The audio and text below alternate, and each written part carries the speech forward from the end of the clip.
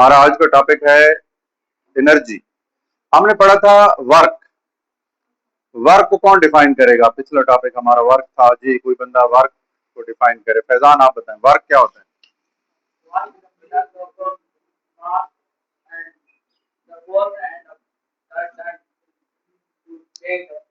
Force and distance, product of force and distance या displacement. Work, काम जिसको आप कहते हैं उर्दू में। तो आज हमारा टॉपिक है एनर्जी। एनर्जी क्या होती है? चले बैठ जाए। एनर्जी का कोई पता है किसी को? एनर्जी क्या होती है?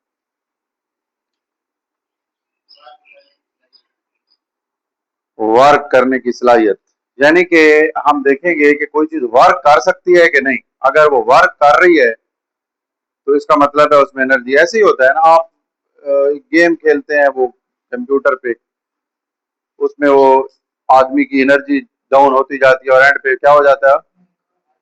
मर जाता है। आप कहते हैं उसकी एनर्जी जीरो हो गई है। फिर वो आप उसमें कुछ स्टेप होते हैं, आप एनर्जी गेन कर लेते हैं तो वो फिर दौड़ना शुरू कर देता है। ऐसे ही है। या एक बंदा बीमार हो जाए तो उसकी एनर्जी डाउन होते होते वो, अगर अल्लाह ना करे अगर उसकी डेथ हो जाती है तो फिर उसके बाद वो काम कर सकता है, यानी उसकी एनर्जी जीरो हो जाती है। तो जब एनर्जी ज्यादा होती है तो मतलब ज्यादा वो काम कर रहा होता है। अगर कोई ज्यादा काम कर रहा है तो इसका मतलब है ज्यादा वर्क कर रहा है तो ज्यादा एनर्जी है।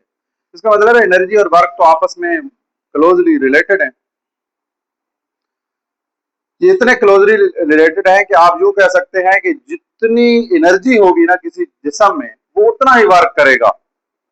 एग्जैक्टली यानी कि अगर 1 जूल एनर्जी है ना तो 1 जूल वर्क करेगा वो। अगर 2 जूल एनर्जी है तो वो 2 जूल वर्क करेगा। एनर्जी का यूनिट भी सेम है, वही वर्क वाला यूनिट है। वर्क का यूनिट क्या था? एनर्जी का यूनिट भी जूल है। एबिलिटी टू डू वर्क, काम करने की सलाहियत को एनर्जी कहते हैं। अब एनर्जी की बहुत सारी अकसाम है।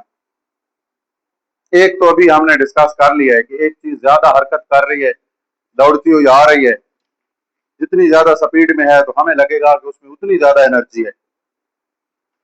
इसको कहते हैं kinetic energy. Energy possessed by your body due to its motion, हरकत की वजह से। यानी हरकत जितनी ज्यादा है तो वो एनर्जी उसमें उतनी ज्यादा है। तो ये कौन सी एनर्जी है? Kinetic energy. इसके अलावा बाल दफा ऐसे भी होता है, क्या ऐसी कुछ सूरत हाल भी हो सकती है कि जिसम रुका हुआ हो और उसमें एनर्जी हो? कोई ऐसी सूरत हाल आपके जहन में आ रही है? जी।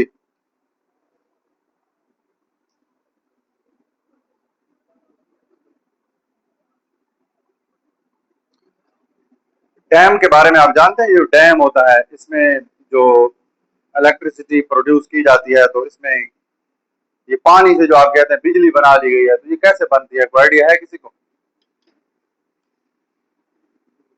बताएं। कोई आइडिया नहीं है, सारी बातें मैंने बतानी है। पानी बहता है ऊपर से। यस। जब ऊपर है ना पानी, पहले उसको फटोर किया जाता है, वो रुका हुआ है, फिर उसको नीचे गिराया जाता है। तो उस जब ऊपर रुका हुआ है ना उस वक्त भी उसमें एनर्जी है, बहुत ज्यादा एनर्जी है, उसको रोका गया है ऊपर इकट्ठा। उस वक्त उसमें कौन सी एनर्जी है? पोटेंशियल एनर्जी है। पोजीशन, जब किसी जिस्म की पोजीशन जब हाई होती है ना, उसको रोक लिया जाता है किसी हाई पोजीशन पे, तो उसमें कौन सी एनर्जी होती है? Potential energy. यानी पोजीशन की वजह से या डिफॉर्मेशन की वजह से उसकी आप शक्ल को डिफॉर्म कर दें, चेंज कर दें। Energy possessed by a body due to its position or deformation is called potential energy. Dam का पानी ऊपर रुका हुआ है, उसमें है पोटेंशियल एनर्जी। कौन सी पोटेंशियल? पोटेंशियल की भी आगे टाइप्स हैं। ये है ग्रेविटेशनल पोटेंशियल, जमीन के लिहाज से यानी ग्रेविटी की वजह से। Energy possessed by a body due to its position with respect to earth, जमीन के लिहाज से जितना वो बुलंदी पे जा रहा है उसमें ग्रेविटेशनल पोटेंशियल एनर्जी भरी जा रही है। अब रुका हुआ पानी है, उसमें है ग्रेविटेशनल पोटेंशियल एनर्जी। जब ऊपर से गिरेगा तो वो जो ग्रेविटेशनल पोटेंशियल एनर्जी है वो काइनेटिक एनर्जी में तब्दील होगी, और उस काइनेटिक एनर्जी से, पानी की काइनेटिक एनर्जी से हम आगे टरबाइन चलाएंगे और टरबाइन को घुमाएगा और फिर उसी तरह करंट पैदा होगा। तो ये तो हो गई ग्रेविटेशनल पोटेंशियल। और भी कुछ पोटेंशियल एनर्जी के इकसाम है। जी, मैंने अभी नाम लिया है पोजीशन और डिफॉर्मेशन, बिगाड़, उसकी शक्ल को आप चेंज करें। जब आप स्प्रिंग को खींचते हैं, शक्ल को चेंज करते हैं, फिर उसको छोड़ते हैं, या कंप्रेस कर दें और फिर छोड़ें, तो कंप्रेस करके या स्ट्रेच करके स्प्रिंग में भी एनर्जी आ जाती है। ये भी पोटेंशियल एनर्जी है, उसकी पोजीशन चेंज हुई है, उसमें डिफॉर्मेशन हुई है, उसकी शक्ल तब्दील की आपने, इसको कहते हैं इलास्टिक पोटेंशियल एनर्जी। ये लचक है ना उसकी, इलास्टिक, इसको कहते हैं इलास्टिक पोटेंशियल एनर्जी। वोलैल होती है, उसके रबड़ में एनर्जी, आप उसको खींचते हैं तो ये कौन सी एनर्जी है? इलास्टिक। स्प्रिंग और ये रबर, ये कौन सी है? Elastic potential energy.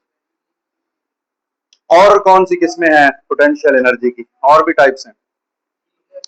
ये बैटरी होती है आपके घरों में, यूपीएस के साथ बैटरी लगाई होती है आपने, ये भी एनर्जी दे रही होती है, ये हमें करंट देती है, लेकिन इसके अंदर एनर्जी भरी हुई कौन सी है? हमने पोटेंशियल है।